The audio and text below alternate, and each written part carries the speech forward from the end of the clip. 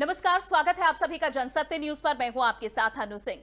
Corona काल में कई लोगों पर रोजगार का संकट आया है। ऐसे में उत्तर प्रदेश की क्या स्थिति है, कैसे लोगों को राहत दी जाएगी, इस पर खुद बात करने के लिए हमारे साथ खास मेहमान मौजूद हैं। हमारे साथ हैं उत्तर प्रदेश श्रम कल्याण परिषद के अध्यक्ष और दर्जा प्राप्त राज्य मंत्री पंडित सुनील भराला जी। सुनील जी, आपका बहुत बहुत स्वागत है जनसत्य न्यूज पर। सुनील जी, सबसे पहले कोरोना का असर न सिर्फ भारत में बल्कि पूरे विश्व पर पड़ा है। अर्थव्यवस्था की एक तरह से कमर तोड़कर इसने रख दी है और रोजगार के मसले जो हैं वो पहले से कहीं ज्यादा बढ़ गए हैं। सबसे पहले मैं उत्तर प्रदेश के श्रम विभाग और इसके अंतर्गत किस तरह लोगों को रोजगार दिया जाएगा इस पर बात करूं, लेकिन मैं आपसे ये जरूर जानना चाहती हूं कि अर्थव्यवस्था पर, रोजगार पर किस तरह से कोरोना का असर आप देख रहे हैं। देखिए, उत्तर प्रदेश नहीं पूरे भारतवर्ष में कोरोना काल को लेकर के जो कोविड-19 का असर है, वो पूरी तरीके से अर्थव्यवस्था से लेकर के, रोजगारी को लेकर के, किसान का व्यापार को लेकर के, कच्चे व्यापारियों के व्यापार को लेकर के, इंडस्ट्री को लेकर के, मॉल, प्रतिष्ठान, वाणिज्यकर दुकानों से लेकर के और अस्पतालों तक इसका पूरा असर पड़ा है। पूरे भारत के अंदर बहुत ही आर्थिक तंगी गरीब लोगों के लिए, श्रमिकों के लिए उनके सामने एक संकट है। उस संकट से बचाने के लिए हमारी सरकार बहुत प्रयासरत है। भारत सरकार ने तमाम योजनाओं को चलाया है उनके हित लाभ को लेकर के, और उत्तर प्रदेश सरकार के माननीय मुख्यमंत्री योगी जी ने जो जिस प्रकार से उसने एक कदम आगे बढ़ के पूरे भारत के सभी राज्यों में एक उदाहरण के रूप में प्रस्तुत किया है, योगी आदित्यनाथ जी ने, उसके लिए श्रमिकों को बहुत उनका आभार और धन्यवाद हमारे माध्यम से पूरे राज्य में हो रहा है। सुनील जी, जिस तरह से लगातार सर्वेस भी आ रहे हैं कि पहले ही बेरोजगारी की दर बढ़ रही थी, लेकिन कोरोना आने की वजह से और जैसा आपने बताया कि कैसा असर पड़ा है अर्थव्यवस्था पर, ये दर और भी ज्यादा बढ़ गई है। लेकिन उत्तर प्रदेश में आंकड़े क्या कहते हैं, क्या है स्थिति यहाँ रोजगार की? उत्तर प्रदेश में सबसे पहले तो हमने जब कोरोना काल में देख लिया था कि जब लॉकडाउन चल रहा था और उत्तर प्रदेश के जो प्रवासी श्रमिक थे और जो बाहर श्रम करते थे, वो अपने गृह राज्य में आने के लिए विवश हो गए थे, क्योंकि लॉकडाउन था। तो सब जगह जब बंद कर दिया गया तो उन्हें अपने अपने घर जाना सुनिश्चित था। हमारे मुख्यमंत्री श्री आदित्यनाथ योगी जी और हमारे विभाग के सारे अधिकारियों ने लग करके रात दिन उत्तर प्रदेश के 36 लाख श्रमिकों को, प्रवासियों को उनके घर तक पहुंचाने का काम हमने बहुत ही उससे किया था, और उनको हर प्रकार की सुविधा प्राप्त करा करके, भोजन से लेकर के, पानी की बोतलें से लेकर के, सारी चीजों को हमने उनको घर तक पहुंचाने का ये काम पूरा किया। दूसरी ओर जब आता है कि जब श्रमिक अपने यहाँ आया तो लंबे समय तक उसको खाने की, परिवार को चलाने की, उसकी रसोई चलाने की, उसकी अपनी एक बड़ी चिंता के साथ उसको ध्यान में रखा उत्तर प्रदेश सरकार ने तभी एक श्रमिक आयोग का गठन किया, और उस श्रमिक आयोग के माध्यम से उसके अध्यक्ष भी हमारे माननीय मुख्यमंत्री श्री आदित्यनाथ योगी जी स्वयं बने, ताकि किसी प्रकार की लापरवाही और उसके प्रति उदासीनता ना हो जाए, क्योंकि श्रमिकों को रोजगार मिले और बेरोजगारी को दूर कर सकें। उसके चलते उत्तर प्रदेश में स्किल जितने भी श्रमिक थे, उन सबको सूचीबद्ध करके और जहां जिसकी आवश्यकता थी उसको रोजगार देने का काम उत्तर प्रदेश के समस्त 75 जिलों में हमने किया। और वो काम बहुत ही ये समझो कि किस प्रकार की तत्परता से किया गया है, उसकी एक छाप उत्तर प्रदेश के श्रमिकों के दिल और दिमाग में हमारे उत्तर प्रदेश के मुख्यमंत्री श्री आदित्यनाथ योगी जी के बसी हुई। वो आज जो है चारों तरफ उस बात को लेकर के प्रशंसा और सराहनीय कर रहा है। और सुनील जी, जैसा आप बता रहे हैं कि किस तरह से इस संकट को देखते हुए और आगे भविष्य में कैसे इसके परिणाम हो सकते हैं, पहले ही सरकार ने कदम उठाए और लोगों के रोजगार की व्यवस्था के लिए कार्य करना शुरू कर दिया। सुनील जी, ये भी जरूर बताइए कि आखिर किस तरह की तैयारियां हैं उत्तर प्रदेश में जो यहीं के लोग वापस आए हैं, और जैसा मुख्यमंत्री ने कहा कि वे चाहते हैं कि अब उनकी धरती पर ही इन लोगों को यानी उत्तर प्रदेश में ही रोजगार मिले, तो इसके लिए क्या व्यवस्था उत्तर प्रदेश की तरफ से की जा रही है? उस पर सभी जनपदों के अंदर जो हमारे जिला अधिकारी जनपदों में हैं, उनके ही माध्यम से एक पूरी कमेटी का गठन किया गया है। उसमें सीडीओ भी हैं, जी। उसमें हमारे लेबर ऑफिसर भी हैं, उसमें वहाँ के ब्लॉक बीडीओ भी हैं, और पूरे जनपदों के अंदर जहाँ बेरोजगार श्रमिक हैं, उनका सबका चयन लिखित में किया गया है।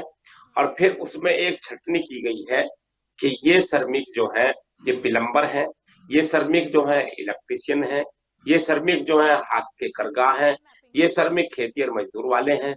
ऐसा अन्य श्रेणियों के श्रमिकों को एक सूचीबद्ध करके उनको उसी क्षेत्र में, जैसे मनरेगा में जो बिल्कुल किसी स्किल कहनी में बेलदार है, खेतियर मतलब मजदूर वाले खेती काम करने वालों में चले जाएंगे। उसी में प्लम्बर वाले जो प्लम्बरों की जिनकी आवश्यकता है, जो बाहर काम कर रहे थे, वो उनका उपयोग चाहे वो सरकारी प्रतिष्ठान है, अतिष्ठान है, चाहे वो व्यापारिक प्रतिष्ठान अतिष्ठान है, वे कॉलेज है, होटल है, तो उनको सारी सूची करके उनको तरह तरह से जो स्किल्ड लेबर है, तो हमने उसको पहुंचाने का काम किया, चाहे वो ड्राइवर है। ये सारा आदि क्षेत्र है, असंगठित क्षेत्र का क्षेत्र है, तो उनको रोजगार देने का इस माध्यम से हम काम कर रहे हैं, ताकि उनकी रसोई, उनकी रोजी रोटी, उनका दिनचर्या ना किसी प्रकार से खत्म हो, वो चलता है। जी। और सुनील जी, क्योंकि इस कोरोना को लेकर एक मंत्र ये भी दिया गया कि इस संकट को एक अवसर में तब्दील किया जाएगा, तो आपका विभाग कैसे इस संकट को एक अवसर की तरह ले रहा है? देखिए, अवसर को इसलिए ले रहा है हमारा विभाग कि जो ये चुनौती है, इस चुनौती को हमने अवसर में बदलने का काम किया। जैसे कारखानों में काम करते थे श्रमिक, फैक्ट्रियों में काम करते थे श्रमिक, बहुत सारे कारखानों के मालिकों ने उनको तनख्वाह देना बंद कर दिया। बहुत सारे अतिष्ठानों ने, प्रतिष्ठानों ने उनकी कटौती पूरी तनख्वाह में आधी कर दी, आधी में से भी आधी कर दी।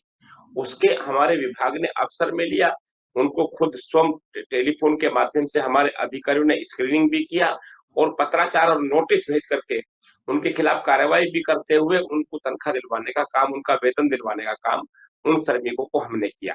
उसके साथ में जो हमारे पास शिकायतें थी या ऊपर थे, उनके हमने फैक्ट्रियों के, कारखानों के और भी मामलों को पंजीकृत करके उसको सुनवाई के माध्यम से निस्तारण किए गए।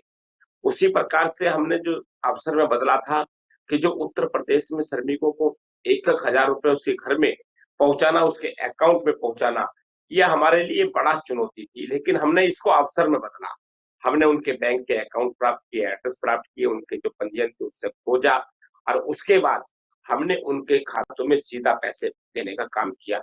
यह हमारी सरकार के और हमारे अधिकारियों के परिश्रम के कारण से हुआ।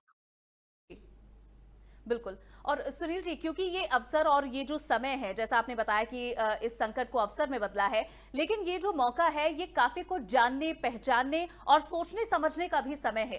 किस तरह से आप देख रहे हैं कि जो आपके उत्तर प्रदेश के जो निवासी थे, जो पलायन कर पहले शहरों में गए और उसके बाद इस कोरोना की वजह से वापस आए, किस तरह से अब उत्तर प्रदेश इनके आधार पर अपनी ताकत को कैसे पहचान रहा है और कैसे बढ़ाएगा? देखिए, जो श्रमिकों के 2 प्रकार की समस्या हमारे सामने आ रही है। एक तो ये कि जो हमारा श्रमिक बाहर से आया, बॉम्बे से आया, कलकत्ता से आया, या अन्य बड़े शहरों से, बैंगलोर से आया, उस श्रमिकों को वहाँ ज़्यादा तनख्वाह, वेतन मिलता था, पैसा मिलता था, मजदूरी मिलती थी। यहाँ थोड़ा-सा उसके लिए एक वो हुआ। लेकिन कोरोना काल के चलते, उसकी रोजी-रोटी के चलते, उसको परिवार को चलाने के लिए, उसको वेतन का मिलने का और उसकी जो मजदूरी मिलने का काम, वो विधिवत रूप से हो रहा है। तो उसी प्रकार की जो चीज़ों को ध्यान में रख कर के हमारी सरकार ने जो अप्लाइमेंट दफ्तर है, उनके साथ उनके वहाँ सबके पंजीयन शुरू करा दिए गए हैं। एक-एक पंजीयन होगा। अच्छा, ये कॉन्ट्रैक्टर लेबर जो श्रमिक काम करता है, उसके लिए भी हमने एक अलग से एक क्या है कि अगर कहीं भी किसी के पास भी अगर कॉन्ट्रैक्टर लेबर जो फैक्ट्री में या फिर होटल्स या अन्य स्थानों पर सप्लाई करते हैं, देते हैं, या उनको, तो हम उस लेबर को, श्रमिक को भी उसका पूरा लेखा-जोखा साथ रख कर के उसको निश्चित रूप से हर प्रकार का सुलभ और मदद देने का काम हमारा विभाग करता है। और सुनील जी, एक स्पष्ट सवाल मैं ये जरूर पूछना चाहूंगी कि जब ये श्रमिक वापस अपने क्षेत्रों में पहुंचे थे और खासतौर पर उत्तर प्रदेश में, तब कहा गया था कि अगर लॉकडाउन खुलेगा तो ये वापस शहरों की तरफ जाएंगे। लेकिन उत्तर प्रदेश की सरकार, आपका मंत्रालय आखिर इन लोगों को ऐसा क्या देगा कि ये वापस नहीं जाएंगे और उत्तर प्रदेश अपनी सरजमी पर ही, अपनी इस धरती पर ही रोजगार पाएंगे और यही अपने परिवार के साथ रहेंगे? भारत जो है एक पूरे देश लोकतंत्र व्यवस्था है। हमारे राज्य में, अपने प्रदेश में काम करने वाले बेरोजगार श्रमिकों को हम रोजगार देंगे। लेकिन अगर कहीं किसी भी श्रमिक को बाहर रोजगार प्राप्त हो रहा है, उसके लिए भी हम बाध्य नहीं करेंगे, क्योंकि वो उसका अधिकार है। अगर मान लो उत्तर प्रदेश में उसे 5,000 रुपए मिल रहे हैं और बाहर उसको 10,000 रुपए मिल रहे हैं, उदाहरण के तौर पर यहाँ 10,000 मिल रहे हैं, वहां 20 मिल रहे हैं, तो वो उसकी स्वेच्छा है। वो यहाँ रोजगार कर सकता है, जा सकता है, वो बाहर जा सकता है, तो उसके लिए स्वतंत्रता छोड़ी गई है। उस पर कोई बाध्य नहीं किया जा सकता किसी भी श्रमिक को। वो जहाँ उचित समझेगा वहां करेगा। लेकिन हमारा संकल्प केवल ये है कि हम उत्तर प्रदेश में किसी भी श्रमिक को बेरोजगार नहीं रहने देंगे, हम सबको रोजगार देंगे। और सुनील जी, मैं आपसे ये जरूर जानना चाहूंगी कि इस वक्त उत्तर प्रदेश में कोरोना के मामले भी बढ़ रहे हैं और जैसा आपने अपनी तैयारियों और किस तरह से लोगों को रोजगार देने के लिए पूरी व्यवस्था, पूरा मैनेजमेंट किया गया है, उसके बारे में विस्तार से बताया है। लेकिन अगर केसेस ज्यादा बढ़ते हैं तो उसके लिए भी क्या आपकी तैयारियां हैं? तब कैसे इसे इम्प्लीमेंट किया जाएगा? देखिए, अभी लगातार बढ़ रही है। अभी लगातार जो है, आप देख रहे होंगे कि अब जब 4 निकलते थे, 200 निकलते थे, 400 निकलते थे, 500, 1000 निकलते थे, आज पूरे भारतवर्ष में 75,000 लगभग केस आ रहे हैं। तो उसके लिए उस चुनौती को भी हम अवसर में बदल देंगे। अब हमने उसकी विल पावर को जगा दिया है। आज जो है कोरोना से इतना खौफ नहीं है, ज्यादा ठीक हो रहे हैं। फिर कोरोना के मरीज भी आ रहे हैं, तो जल्दी ठीक भी हो रहे हैं, और जो रेशो है वो बहुत न्यूनतम पे आ रहा है। तो इसलिए हम इस कोरोना काल का हमारे देश के नागरिकों ने, हमारे उत्तर प्रदेश के नागरिकों ने डट कर के मुकाबला किया है। मैं उन सबको बधाई देता हूँ, साधुवाद देता हूँ कि कोरोना को पराजित करने में ये दिव्य आपदा थी। इस आपदा को जिस प्रकार से उसको पराजित करने का काम किया है, मैं सब उसके लिए बधाई। सुनील जी, अंत में आपने भी कई बार इस बीमारी को लेकर, जहां आपने भी इसे मात दी है, आपने कई बार टेस्ट कराए हैं और आप नेगेटिव रहे हैं, बहुत अच्छी बात है, अपने स्वास्थ्य का आप अच्छा ख्याल रख रहे हैं। लेकिन आप कैसे अपने कार्य को, क्योंकि आपके ऊपर बड़ी जिम्मेदारी है, आप कैसे उस कार्य का भी निर्वहन कर रहे हैं और किस तरह से इस बीमारी को भी मात दे रहे हैं? देखिए अनु जी, मैंने इस बीमारी को बीमारी माना ही नहीं। सत्यता तो ये है, मैंने इसको डेंगू बुखार की तरह, वायरल फीवर की तरह, चेचक की बीमारी की तरह इसको मैंने अपने मन में समाया। और जब मैंने अपने मन में समाया तो मैं उस श्रमिकों के बीच में, जनता के बीच में ही, प्रथम दिन से ही मैं लगातार उनके बीच में हूँ।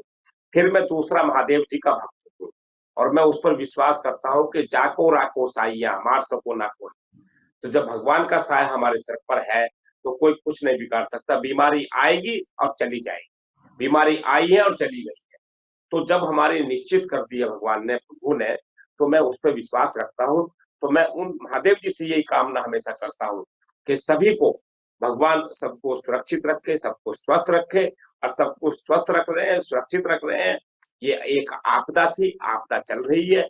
उस आपदा में देव्य भगवान ने कुछ अपना एक प्रकोप दिखाया है। भगवान महादेव जी ने हम सबको बहुत सारे जीने के रास्ते भी सिखाए हैं, बहुत सारे चीजों पर हमारी जागृति भी करी है, हमें उसका ज्ञान भी प्राप्त हुआ है इस कोरोना काल में।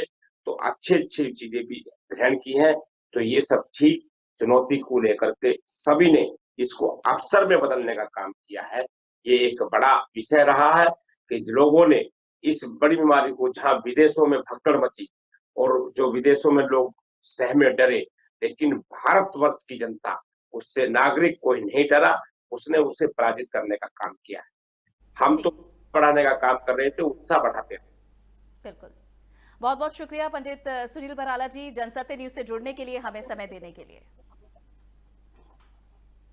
तो ये थे उत्तर प्रदेश के श्रम कल्याण परिषद के अध्यक्ष और दर्जा प्राप्त राज्य मंत्री पंडित सुनील भराला जी, जिन्होंने बताया कि किस तरह से उत्तर प्रदेश के लोगों को प्रदेश में ही रोजगार दिया जाएगा और किस तरह से पूरी व्यवस्था कर ली गई है। फिलहाल के लिए बस इतना ही। ये बातचीत आपको पसंद आई हो तो इसे लाइक और शेयर करना ना भूलें और साथ ही इस चर्चा पर अपने कमेंट जरूर करें। नमस्कार।